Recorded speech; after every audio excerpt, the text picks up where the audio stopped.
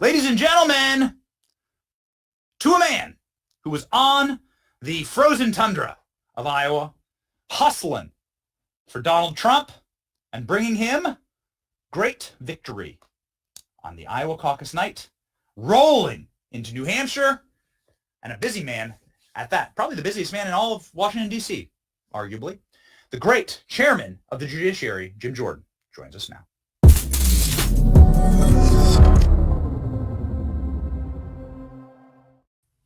Congressman, I have to ask my obligatory question about the Hawkeye State. Was it troubling to see that many Hawkeyes, be it that you yourself wrestled in Wisconsin, you probably an Ohio State fan, I'd assume? Yeah, well, you'll appreciate this. I went to the caucus in Adel, Iowa, hometown of now Kinnick, the great running back, and Kinnick Stadium and all, but a big wrestling town as well. And one of the first guys who walks in was a guy back in my era, us old guys, but a national champ for Iowa State, not the Hawkeyes, but for Iowa State. So we talked a lot of wrestling. We were up in Fort Dodge. Bill Cole, great wrestling and wrestling coach, was from Fort Dodge, so it was fun. But I love that clip you played because I think the polling shows 8 out of 10 Republican voters feel the government's been weaponized against the American people and been weaponized against President Trump. That sort of was the theme of that. It's like they see what you and I see, what we know has been happening out there. It's a two-tiered justice system. And I think that factored into the enthusiasm and this huge support that President Trump got on Monday night. Yes, we have some great clips of you here in just on the ground in Iowa, grassroots campaigning. Can you tell me, what was your major takeaway from Iowa? Well, the Iowa voters, like I think American voters and American people, have common sense, and they can look at the comparison.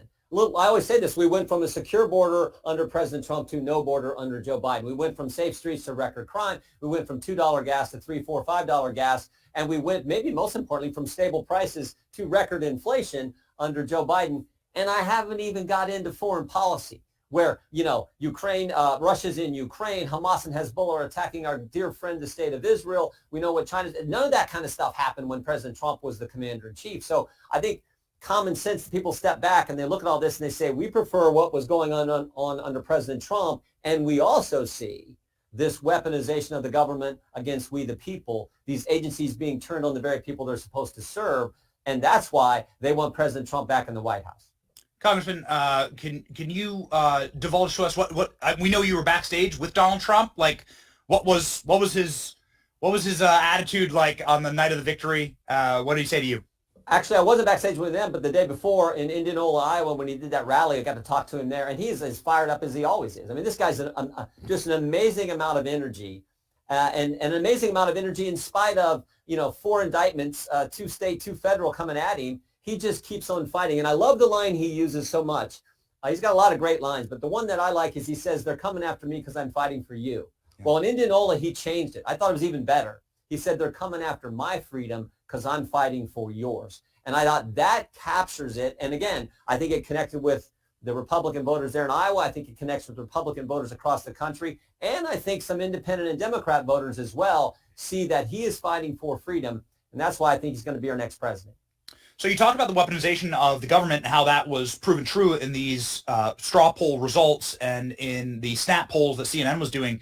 Now it turns out that I'm allowed to say, and you've been such a friend of the show, and I've been waiting for years to say this to you on the show, that the entire DOJ now supports you. The Department of Justice backs all of your findings. Now the entire Department of Justice has aligned behind you and has pledged fealty and are now down on their knees admitting that Jim Jordan was right. The entire time, the last 3 years, Jim Jordan's been right. Here we go. New court filing today. The DOJ confirms Hunter Biden's laptop is real. That he left it at a computer store, that the contents matched what they've obtained during a search warrant of his iCloud. Hold your breath. They also confirm that the Russian plant was actually a dirty trick and was a lie, manufactured, and that he had cocaine in his gun pouch. I know you love the Second Amendment. I don't have a gun pouch. Where can I get a gun pouch? That sounds awesome. But wait, what does it feel like to be the rightest man in Washington right now? Well, and also, Benny, how could those 51 former intelligence officials, how could they be wrong? They're the smartest people on the planet. How could they be wrong? 2 weeks before the election, they told us, oh, this has all the earmarks of a Russian information operation. baloney. It was all baloney, and you and I knew it at the time. So many of us suspected this was baloney, what they were saying, but they got away with it, and it was done at the urging of the Biden campaign. You talk about election interference. That may be the biggest thing ever, what they did literally like 15, 16 days before we go to the polls to elect the most important office we have, the commander-in-chief, the president of the United States. That's the part that ticks me off more than all the stuff, them denying it for, 3 years now, 4 years now almost. So it's, I guess, better late than never, but it underscores again this unequal treatment under the law and the way the left operates. Will you ever get an apology, do you think? I mean, I was less gasping by this filing by the DOJ. Yeah. Just admitted that you were right. They've admitted that you were right over the last 3 years, that everything you've said is 100% true and that they knew about it. Well, you're being too kind to me, but you were right. I mean, there's only a handful of folks in the media going clear back to 16, 17, 18, and all the way through. I mean, you go clear back to they were spying on his campaign, the Mueller investigation. There were only a handful of you guys in the media, a handful of us in Congress who were willing to say, this doesn't seem right. This seems ridiculous. And frankly, everyone, they spied on his campaign. Then it was the Mueller investigation. Then it was the impeachment based on this phone call, which is completely baloney what the Democrats did there. Then they raid his home. Then it's the 4 indictments. Then it's the 14th Amendment. And now we come to this idea that, maybe the laptop was real after all. I mean, that underscores, I think, what happened in Iowa on Monday. People were fired up about this government being turned on the citizens and attacking their political enemies. And that motivated, the event I was at in Adele, Iowa, I mean, there was a huge crowd. The whole half of the gym was full of people coming out to vote on a night when, as you said, it was 10, 12 degrees below zero. Very cool. Even for Midwesterners, it was cold. So there's a big push right now for people to say in our comment section and all across the social web, people are like, you gotta drop out. Nikki Haley, Ron DeSantis, it's done. It's finished. What's your message to Nikki Haley and Ron DeSantis right now? Well, I think whether they drop out or not, I just think President Trump's going to win. I think he's going to win New Hampshire. I think he's going to win South Carolina, win Nevada. I think he's going to be our nominee. More importantly, I think he's going to win in November, get back in office, and fight for our freedom. And I fight for the things he told us. The one thing I always say about President Trump, I always talk about, I think we make the job of being an elected official way too complicated. It's pretty basic. What'd you tell the voters you were going to do when you ran for the job? If they elect you and put you in office, go do what you said. He did it better than anyone. And that's why the swamp and the establishment despise him so much, is because he actually came here and changed the town and did what the American people elected him to do and did what he told them he was going to do when they put him in the office. That's why we need him back in there. Do you think, you talk about weaponization against Donald Trump and about these frivolous lawsuits against Donald Trump.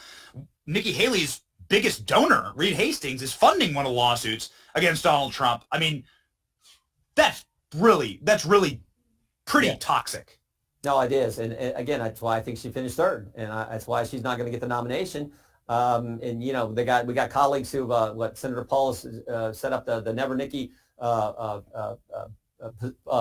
push and position. So, look, I think President Trump's going to win. And I just think, I always say, think about it. He told us he was going to cut taxes. He did. He told us he was going to reduce regulations. He did. He told us he was going to build the wall. He did. He told us he was going to put conservatives on the court. He did. 3 of them. Gorsuch, Kavanaugh, Coney Barrett. He told us he was going to put the embassy in Jerusalem. He did. He told us we'd have a great economy, and we did. I mean, you could just keep going. That's the kind of guy I want running. And he kept us out of any of these foreign wars and foreign entanglements by projecting strength from the Oval. I love that. Early in his administration, he's at the G20, and he steps up and he get out of my way. We're the United States of America, and there's a new sheriff in town. And that sent a message. Just like when he put the embassy in Jerusalem, that sent a message and laid the predicate for getting the Abraham Accords. That's what the left doesn't want to ever admit, but the people of this great country see it. Yes. We've talked a lot about Trump. Let's talk really quickly about the other side. Kamala Harris, moments ago on The View, we have this clip, yes? Moments ago on The View, Kamala Harris said this about Donald Trump and about you and about the Republican majority. And what are you going to do to stop the crazies? I am scared as heck. Yeah. Which is why I'm traveling our country. There's an old saying that there are only 2 ways to run. So she's scared as heck of you. Your response, and do you think Joe Biden's going to make it to the general? I mean, who knows? I assume so, but this idea that they're scared of at least half the country, I believe, who believe in the Constitution, who believe in, the First Amendment, the Second Amendment, the Fourth Amendment, don't want this censorship. It's kind of scary, but I'm actually afraid of the left and what they've done to the country, and we can see it. In many ways, this is the old Reagan question, the fundamental question: are we better off now than we were 4 years ago?